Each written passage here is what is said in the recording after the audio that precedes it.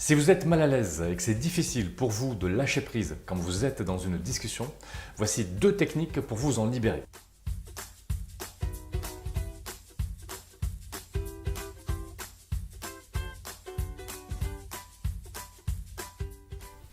Ça vient de la peur de ne pas être aimé ou apprécié par les autres.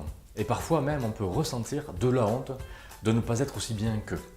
Et donc du coup, ce qu'on fait, ce qui nous semble le plus rapide et le plus facile, souvent c'est de porter un masque pour jouer le rôle de quelqu'un d'autre, quelqu'un qui lui mérite d'être aimé ou apprécié. Cependant, quand on porte un masque, on est une sorte d'imposteur. Et rien que cette idée et l'idée qu'on puisse être démasqué, ça nous met encore plus mal à l'aise car ça crée encore plus de honte.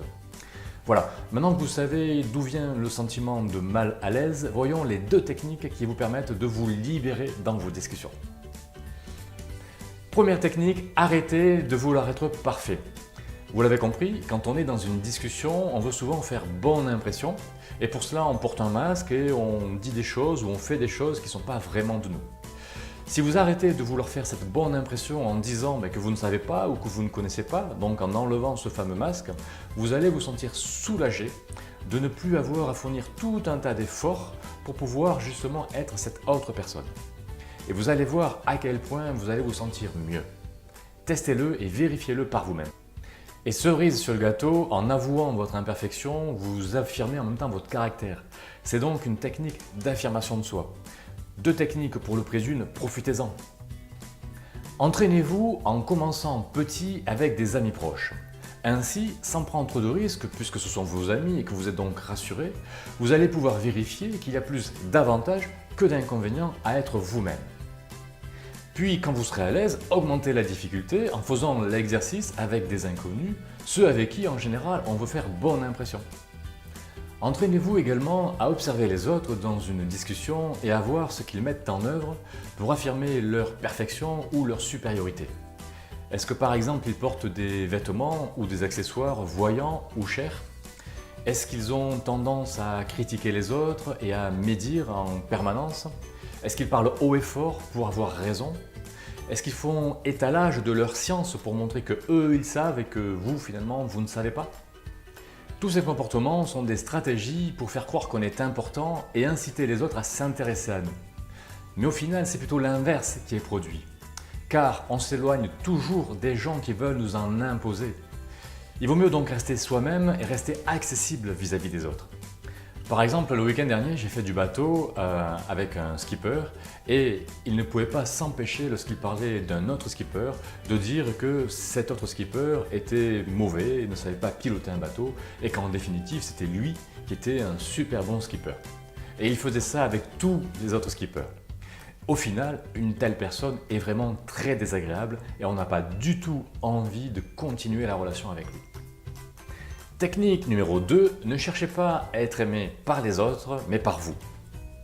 Le problème à vouloir être aimé à tout prix par les autres, c'est que vous leur donnez le pouvoir de vous blesser. C'est d'ailleurs un problème fréquent dans les couples qui ne sont pas heureux. Si vous vous nourrissez des signes de valorisation que vous donnent les autres, vous devenez dépendant d'eux. Car dès qu'ils vous en donnent moins ou qu'ils vous critiquent, vous souffrez énormément.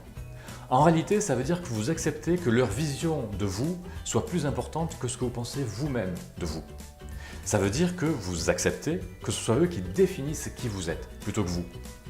Et ça, c'est pas bon du tout pour le moral. Pour interrompre ce processus, voici une technique de coach très efficace. Définissez vous-même votre valeur.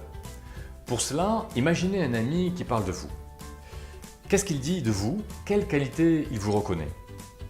Et imaginez maintenant que ce soit vous qui parlez de vous en vous observant. Qu'est-ce que vous reconnaissez à votre tour comme qualité? Quels sont les succès que vous avez obtenus? Et allons encore plus loin, imaginez que vous vous observiez en train de vous observer. Quelle qualité, encore une fois, vous reconnaissez? Quelle valeur vous avez en vous? Vous voyez, qu'en vous posant les bonnes questions, vous avez des réponses finalement qui définissent différemment qui vous êtes et qui vous attribuent plus de valeur que vous ne le pensiez en réalité. Reposez-vous ces questions régulièrement, notez les réponses et comparez les réponses à chaque fois. Je vous garantis que si vous faites régulièrement cet exercice, vous allez avoir des raisons nouvelles de vous trouver de la valeur et de vous aimer. En conclusion, je tiens juste à préciser qu'il n'y a pas que des inconvénients à se préoccuper de ce que les autres pensent de vous. Au contraire, ça prouve votre capacité à être en lien avec eux et donc à créer des relations authentiques.